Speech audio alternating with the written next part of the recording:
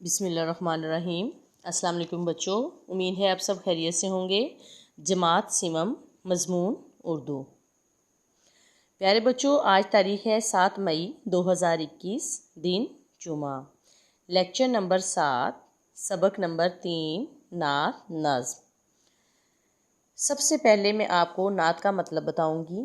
ایسی نظم جس میں حضرت محمد صلی اللہ علیہ وسلم کی تعریف بیان کی جائے اسے نعت کہتے ہیں۔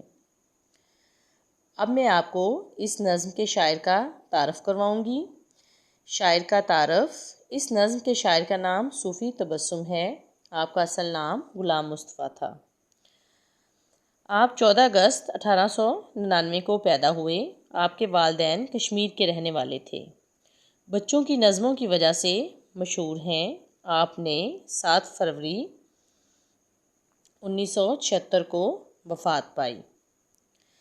تدریسی مقاصد: نعت کا مفہوم بتانا، تلفظ درست کروانا، آپ صلی اللہ علیہ وسلم سے محبت کا جذبہ پیدا کرنا، مشکل الفاظ اور معنی پڑھنے لکھنے سکھانا۔ پیارے بچوں، آج کا جو ہمارا کام ہے وہ ہم نے ان تدریسی مقاصد کو مد نظر رکھتے ہوئے کرنا ہے۔ سب سے پہلے ہم پڑھائی کریں گے۔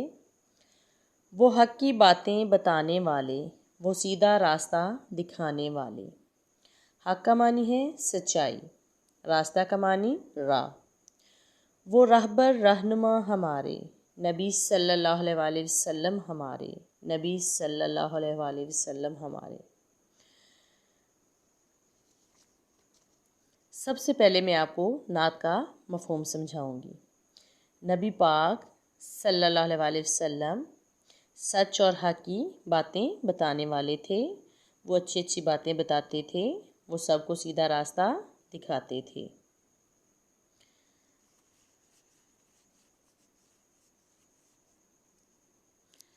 اب ہم الفاظ برائے املا پڑھیں گے۔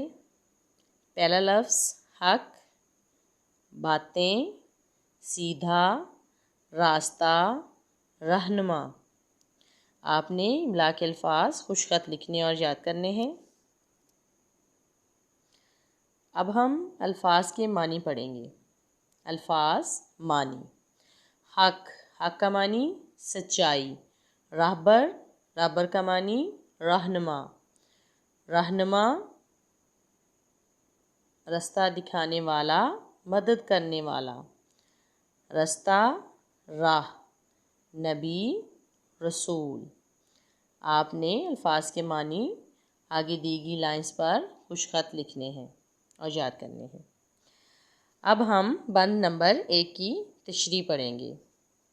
وہ حق کی باتیں بتانے والے، وہ سیدھا راستہ دکھانے والے، وہ رہبر رہنما ہمارے، نبی صلی اللہ علیہ وسلم ہمارے، نبی صلی اللہ علیہ وسلم ہمارے۔